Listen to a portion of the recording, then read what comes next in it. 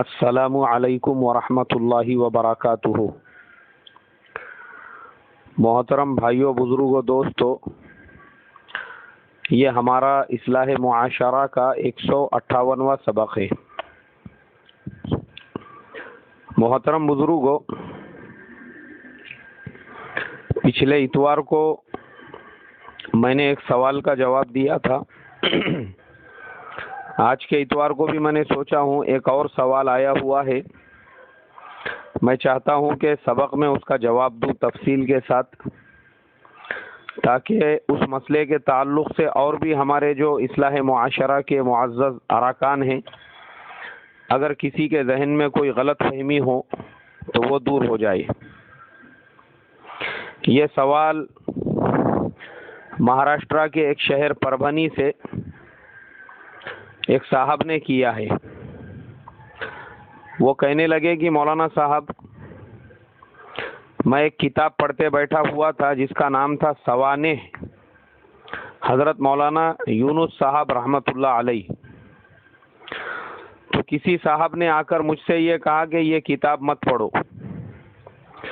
اس لیے کہ سوانح پڑھنا یہ شخصیت پرستی ہے، شخصیت کی اہمیت ہمارے دل میں پیدا ہوتی ہے، اس لیے سوانح نہیں پڑھنا چاہیے۔ ان صاحب نے مجھ سے جب یہ سوال کیا تو میرا پہلا سوال پھر ان سے یہ تھا، میں نے کہا بھائی آپ نے کالج میں، اسکول میں کوئی تعلیم حاصل کی ہے؟ بولے ہاں میں نے تو کی ہے۔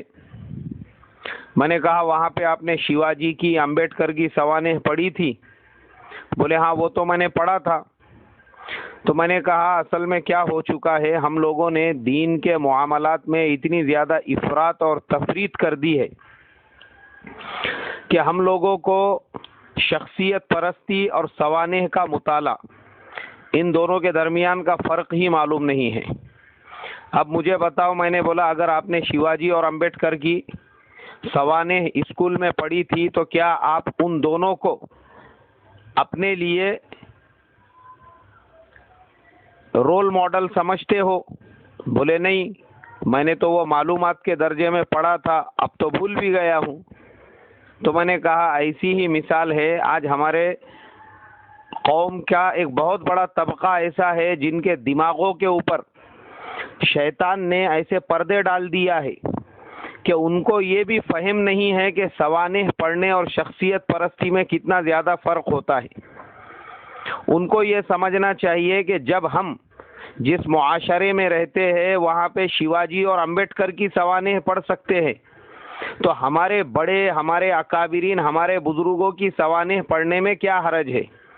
اور جس نے آپ کو روکا اس سے پوچھو کہ اس کے بچے خود جن اسکولوں میں پڑھنے کے لیے جاتے ہیں وہاں پہ ان کو شیواجی، ڈاکٹر بابا صاحب امبیڈکر، سردار ولبھ بھائی پٹیل، پنڈت جواہر لال نہرو، مہاتما گاندھی اور لالا لجپت رائے، سوامی وویکانند، ان سب کی سوانح پڑھنا ضروری ہے۔ ہماری مہاراشٹرا گورنمنٹ کی تو چوتھی کے اندر مستقل کتاب ہے شیواجی مہاراج بول کے پوری، اس میں آپ کو اس کے اندر پوری سوانح پڑھائی جاتی ہے۔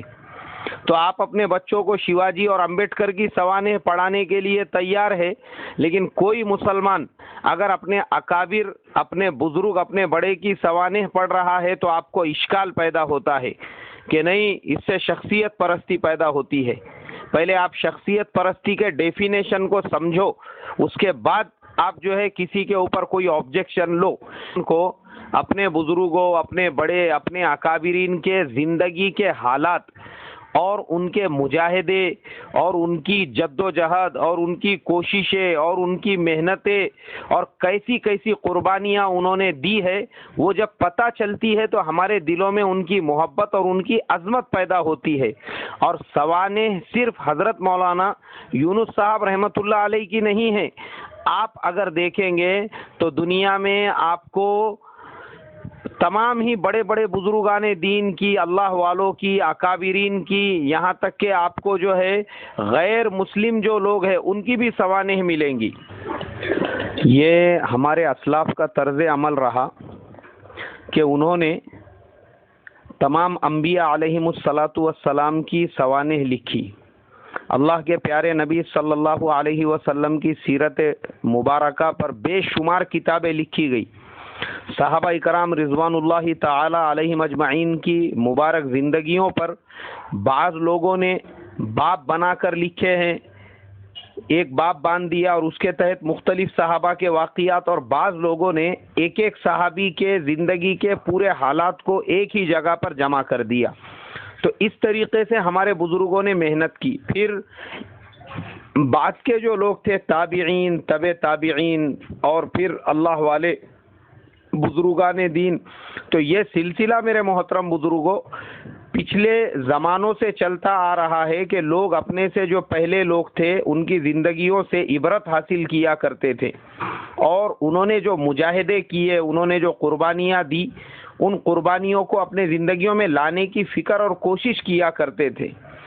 آج بھی ہم دیکھیں گے ہمارے اسلاف میں کئی ایسے بڑے بزرگ ہیں جن لوگوں نے اپنے جو پرانے تھے ان کی زندگیوں کے حالات کو ایک جگہ پر جمع کیا، جس میں سب سے پہلا نام کہوں گا ہمارے حضرت مولانا سید ابو الحسن علی ندوی رحمت اللہ علیہ کا، جنہوں نے تاریخ دعوت و عزیمت کے اندر اپنے تمام بزرگوں کے زندگیوں کے حالات کو مختصر طریقے سے جمع کیے، جس سے ہم جیسے جو طلبہ ہے ان کو بہت زیادہ استفادہ حاصل ہوتا ہے کہ اللہ ان کو جزائے خیر عطا فرمائے کہ وہ ہمارے اکابرین، وہ اسلاف جن کے زندگیوں کو اگر ہم دیکھنا چاہتے تھے تو پھر ہم کو بڑی بڑی ضخیم کتابوں کا مطالعہ کرنا پڑتا تھا، لیکن حضرت مولانا علی میاں صاحب رحمۃ اللہ علیہ نے ان تمام بزرگان دین کے حالات کو اپنی جو کتاب ہے تاریخ دعوت و عزیمت، اس کی 5 جلدوں کے اندر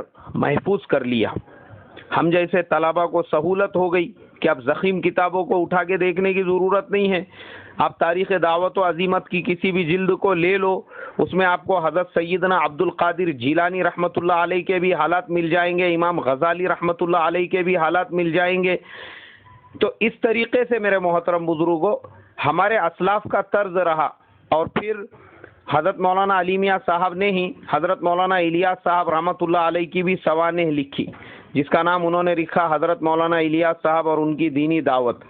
اسی طریقے سے اور ہم نیچے آئیں گے حضرت شیخ زکریہ رحمۃ اللہ علیہ، انہوں نے تو اپنے زندگی میں ہی اپنے ہی ہاتھوں سے اپنی سوانح لکھی تھی، جس کا نام انہوں نے آپ بیتی رکھا ہے. اور میں آپ کو بتا دوں تقریباً میں 10 مرتبہ سے زیادہ وہ آپ بیتی پڑھ چکا ہوں، 10 مرتبہ سے زیادہ.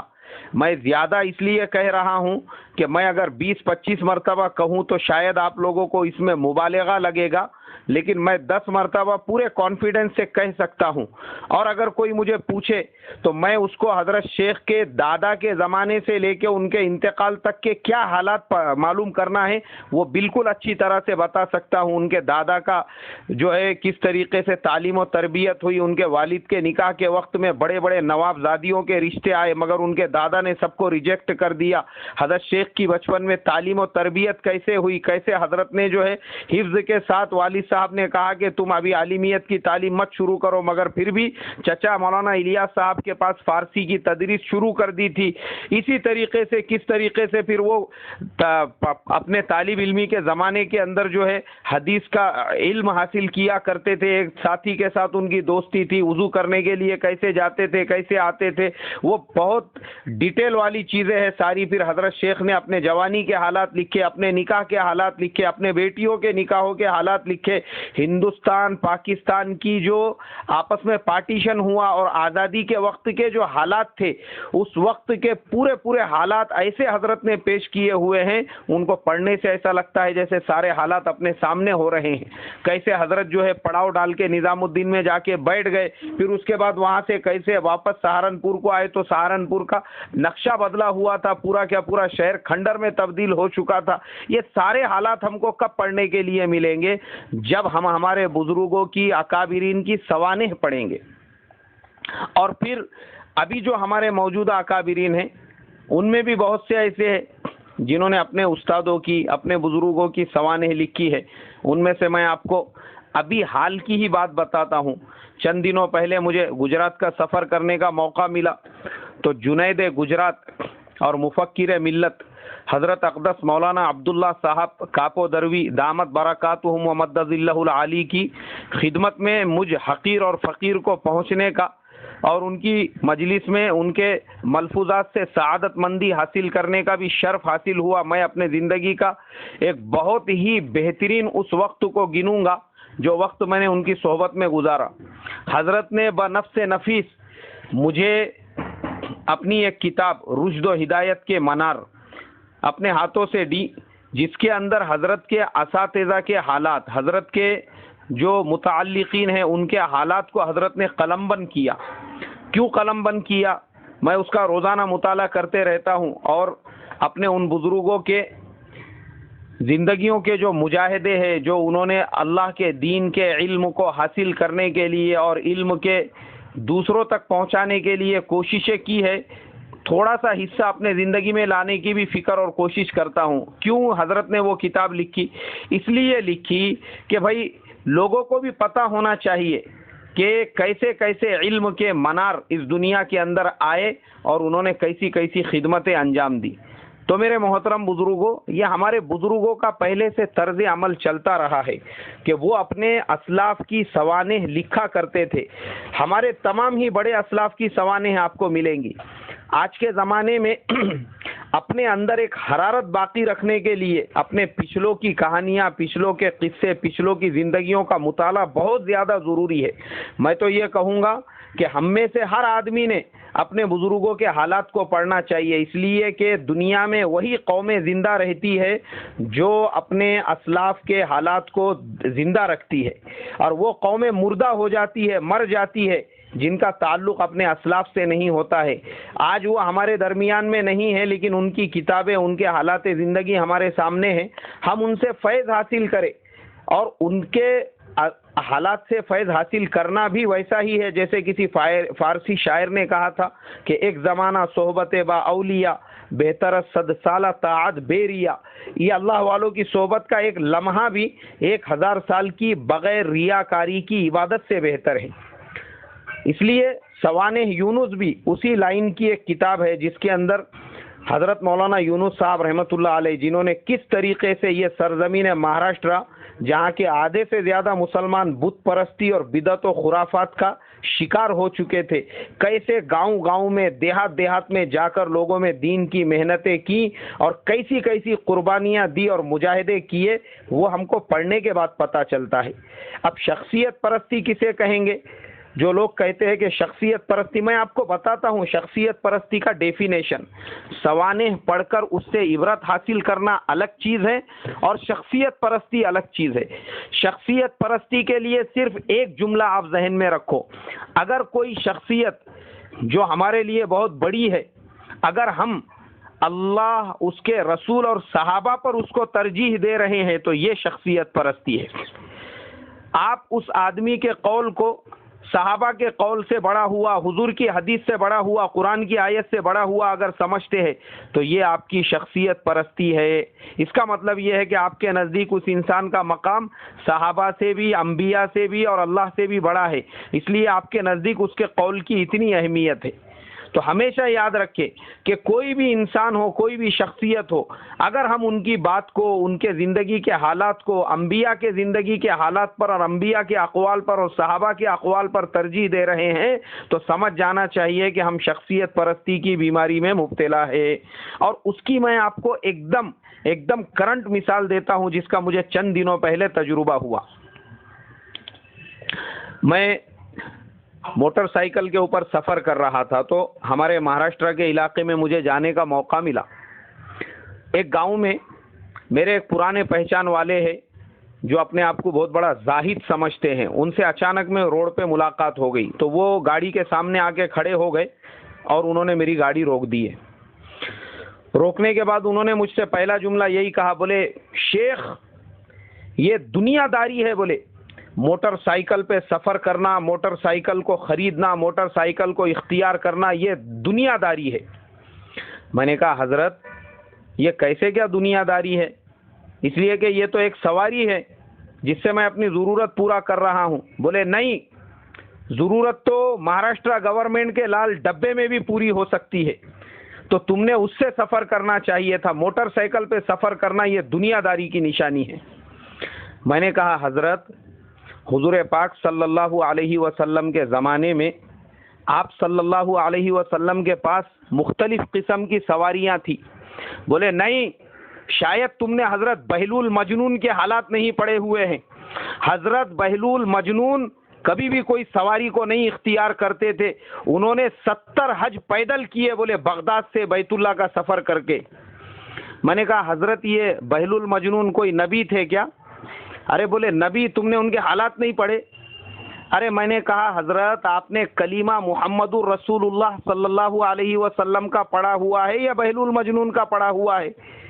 آپ کو سمجھنا چاہیے کہ قرآن میں اللہ تبارک و تعالی نے ہم کو فرمایا ما آتاکم الرسول فخذوہ وما نہاکم عنہ فانتہوا، جو نبی دے اس کو لو۔ تو ہم نے کلمہ محمد عربی کا پڑھا ہے، اور آپ محمد عربی صلی اللہ علیہ وسلم کے زندگی پر بہلول مجنون کو ترجیح دے رہے ہیں، یہ کہاں کی عقل مندی ہے؟ یہ کون سا آپ کا زہد ہو گیا؟ یہ کون سا آپ کا تقوی ہو گیا؟ اس کا مطلب آپ کا عقیدہ ہی درست نہیں ہے۔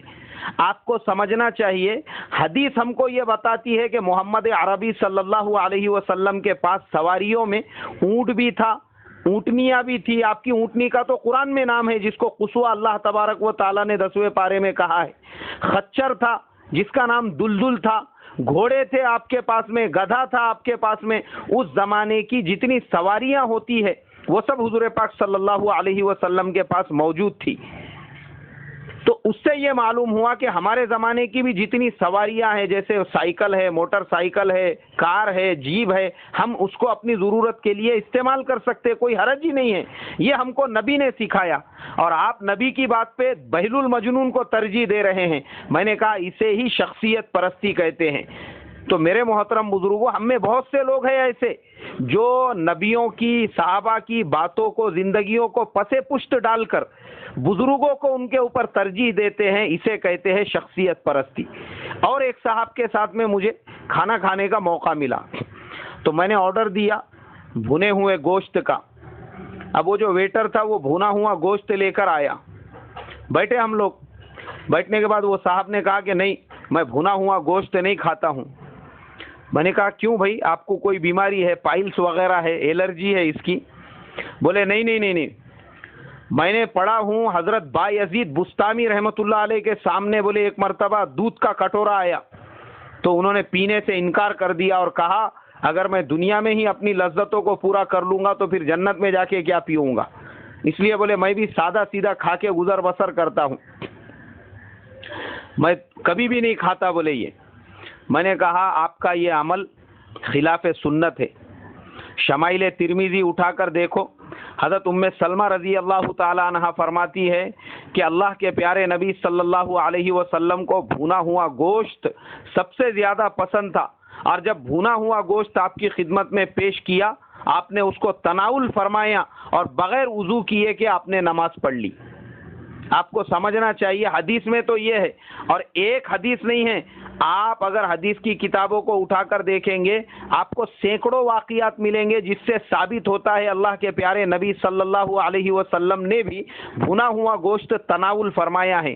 اور ایک جگہ ہے حضرت عبداللہ ابن حارث فرماتے ہیں میں نے حضور پاک صلی اللہ علیہ وسلم کے ساتھ مسجد میں بیٹھ کر بھنا ہوا گوشت کھایا۔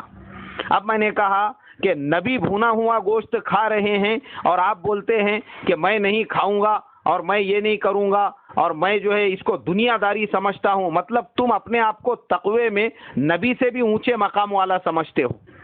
ارے بھائی میں مانتا ہوں وہ بایزید بستامی کا اپنا پرسنل عمل تھا، لیکن وہ ہمارے لیے حجت نہیں ہے کہ انہوں نے کیا تو ہم بھی وہی کریں گے۔ ہمارے لیے حجت تو نبی کا قول و عمل ہے۔ تو میرے محترم بزرگوں، یہ ڈیفینیشن کو سمجھو، سوانح پڑھنا ایک الگ چیز ہے اور شخصیت پرستی ایک الگ چیز ہے۔ شخصیت پرستی کے لیے ایک ہی جملہ اپنے ذہن میں رکھو، اگر ہمارا کوئی قول و عمل اور جس کو ہم اپنا بزرگ سمجھتے ہیں اس کا کوئی قول و عمل ہمارے نزدیک صحابہ، انبیاء اور اللہ تبارک و تعالیٰ کے ارشاد سے زیادہ اہم ہے تو سمجھ جانا یہ شخصیت پرستی ہے، ورنہ ہمارے لیے پہلے نمبر پر اللہ تبارک و تعالیٰ کا فرمان اس کے بعد نبی پاک صلی اللہ علیہ وسلم کی حدیث اور صحابہ کا عمل ہے، اس کے بعد چاہے پھر وہ اپنے وقت کا قطب ہو یا ابدال ہو، ہم صحابہ کے بعد کسی کو بھی کوئی مرتبہ دینا ہے دیں گے، تو یہ شخصیت پرستی نہیں ہے۔ اللہ تبارک و تعالی مجھے آپ کو اسلام کے اس صحیح ڈیفینیشن کو سمجھنے کی توفیق عطا فرمائے۔ السلام علیکم ورحمۃ اللہ وبرکاتہ۔